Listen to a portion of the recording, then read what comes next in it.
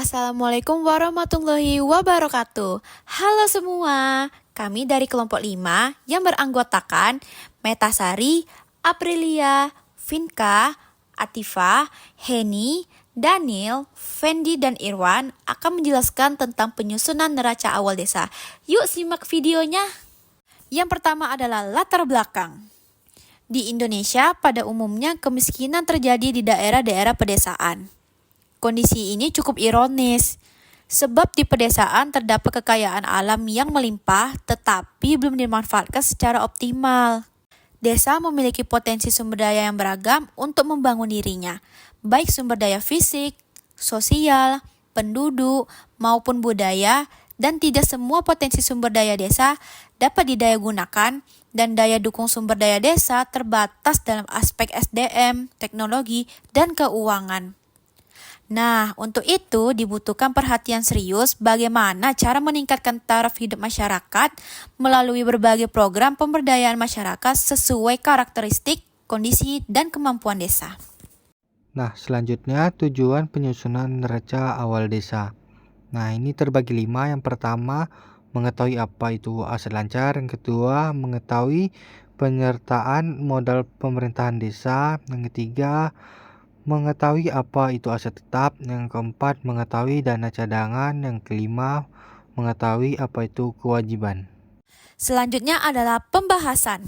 Berdasarkan Permendagri nomor 113 tahun 2014, salah satu lampiran dalam laporan pertanggungjawaban realisasi pelaksanaan APB desa adalah laporan kekayaan milik desa per 31 Desember tahun anggaran berkenaan. Laporan ini dihasilkan dari suatu siklus penatausahaan keuangan desa. Oleh karenanya, laporan kekayaan milik desa awal wajib dibuat. Nah, pembahasan selanjutnya.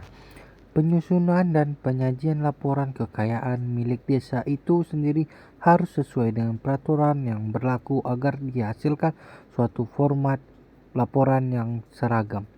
Saat ini, format laporan kekayaan milik desa mengacu pada Permendagri nomor 113 tahun 2014 tentang pengelolaan keuangan desa. Berikut beberapa langkah penyusunan laporan kekayaan milik desa awal. 1. Menentukan ruang lingkup pekerjaan. 2. Menyiapkan formulir berikut petunjuk pengisiannya. 3. Memberikan penjelasan kepada tim yang akan melakukan penyusunan laporan kekayaan milik desa awal. 4. Melaksanakan kegiatan pengumpulan data serta inventarisasi aset dan kewajiban. 5. Melakukan pengolahan data serta klasifikasi aset dan kewajiban sesuai dengan Permendagri nomor 113 tahun 2014. 6. Melakukan penilaian terhadap aset dan kewajiban. 7. Menyajikan akun-akun aset, kewajiban, dan kekayaan bersih berserta jumlahnya. Nah, selanjutnya ada aset lancar. Aset lancar ini terbagi 3, yaitu kas desa, piutang, dan persediaan. Nah, selanjutnya ada penyertaan modal pemerintahan desa. Sebagai upaya untuk meningkatkan pelayanan kepada masyarakat, pemerintah desa dapat membentuk badan usaha milik desa atau BUM desa yang mengacu pada Permendesa nomor 4 tahun 2015 tentang badan usaha milik desa yang asetnya dikelola secara terpisah. Pada saat pembentukan BUM desa, pemerintah desa menyetor modal tertentu dan hal tersebut kemudian dinyatakan dalam akte pendirian BUM desa. Nah, aset tetap juga terbagi 4, yaitu tanah, peralatan dan mesin, bangunan dan gedung, dan yang terakhir jalan, imigrasi, dan jaringan. D. Dana cadangan. Dana cadangan merupakan dana yang disisihkan beberapa tahun anggaran untuk kebutuhan belanja pada masa datang.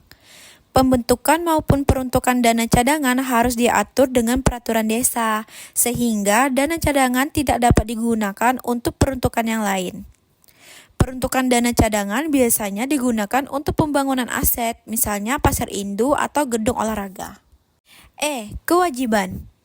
Kewajiban adalah utang yang timbul dari peristiwa masa lalu yang penyelesaiannya mengakibatkan aliran keluar sumber daya ekonomi pemerintah desa. Kewajiban umumnya timbul karena konsekuensi pelaksanaan tugas atau tanggung jawab untuk bertindak di masa lalu. Penyajian utang pemerintah desa di laporan kekayaan milik desa dapat diklasifikasikan ke dalam dua kelompok, yakni kewajiban jangka pendek dan jangka panjang. Utang pemerintah desa harus diungkapkan secara rinci dalam bentuk daftar skedul utang untuk memberikan informasi yang lebih baik mengenai kewajiban pemerintah. Dalam hal ini, utang dicatat sebesar nilai nominal. Yang pertama, kewajiban jangka pendek. Kewajiban jangka pendek merupakan kewajiban yang diharapkan akan dibayar kembali atau jatuh tempo dalam waktu 12 setelah tanggal laporan kekayaan milik desa. 2. Kewajiban jangka panjang. Kewajiban jangka panjang merupakan kewajiban yang diharapkan akan dibayar kembali atau jatuh tempo dalam waktu lebih dari 12 bulan setelah laporan kekayaan desa. Contoh kewajiban jangka panjang adalah utang bank. Yang terakhir adalah kesimpulan. Penyusunan neraca awal desa merupakan langkah awal yang penting dalam mengelola keuangan desa dengan baik dan bertanggung jawab. Melalui neraca awal desa, pemerintah desa dapat memahami secara lebih jelas kondisi keuangan desa pada saat pembentukannya. Hal ini membantu dalam merencanakan pengelolaan keuangan desa yang lebih efektif dan efisien.